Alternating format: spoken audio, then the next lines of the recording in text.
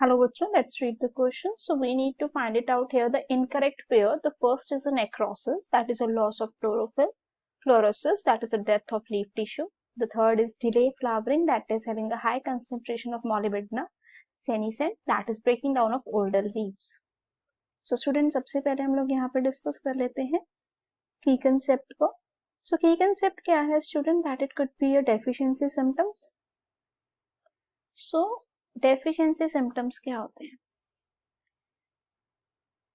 अगर हम बात करते हैं प्लांट्स की, तो प्लांट्स को अपनी ग्रोथ के लिए सर्टन मिनरल और न्यूट्रिएंट्स रिक्वायर्ड होते हैं.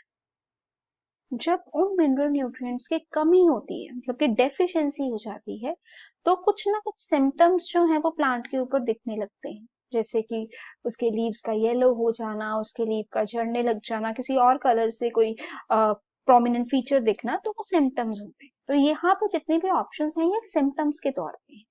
जैसे कि हम लोग स्टार्ट करते हैं नेक्रोसिस से.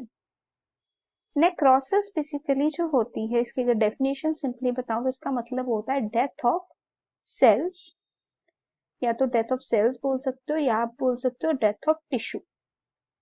ठीक है, जिसकी वजह से क्या होता है, दैट कुड लीड पर्टिकुलरली कि ब्राउन कलर के स्पॉट्स जो हैं या ब्लैक कलर के स्पॉट्स आ जाते हैं लीफ के ऊपर. It can cause due to various factors, जैसे पैथोजन हो सकता है, एक्सट्रीम क्लाइमेट हो सकता है. अगर हम सेकेंड की बात करते हैं यहाँ पे, that it could be chlorosis.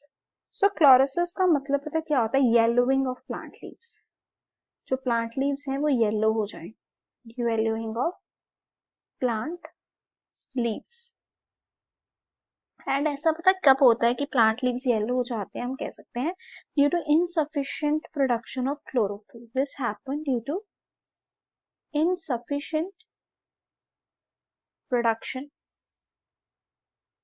that could be here of a chlorophyll.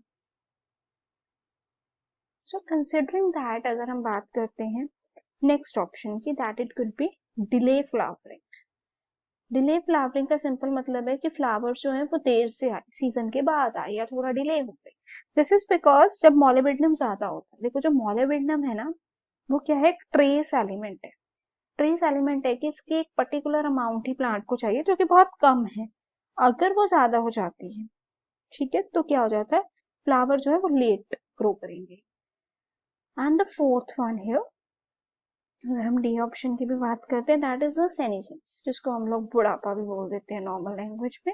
सो सेनिसेंट का मतलब क्या होता है? ब्रेक डाउन हो जाना.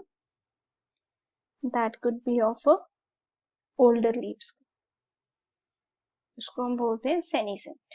You know that it is what it is known as a natural ageing. एक नेचुरल प्रोसेस है, एजिंग प्रोसेस होता है प्लांट ऑर्गन्स का.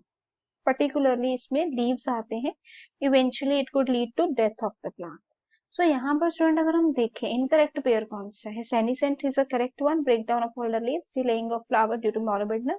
अभी नेक्रियोसिस और क्लोरोसिस ये दोनों ही इनकरेक्ट है, क्योंकि नेक्रियोसिस का मतलब होता है डेथ ऑफ लीफ टिश्यू, ठीक है, और क्लोरोसिस का मतलब होता है लॉस ऑफ क्लोरोफिल. तो यहाँ पर स्टूडेंट जो करेक्ट ऑप्शन क्या हुआ, that it could be incorrect pair. वो ऑप्शन ए भी इनकरेक्ट पेयर है, ऑप्शन बी भी इनकरेक्ट पेयर.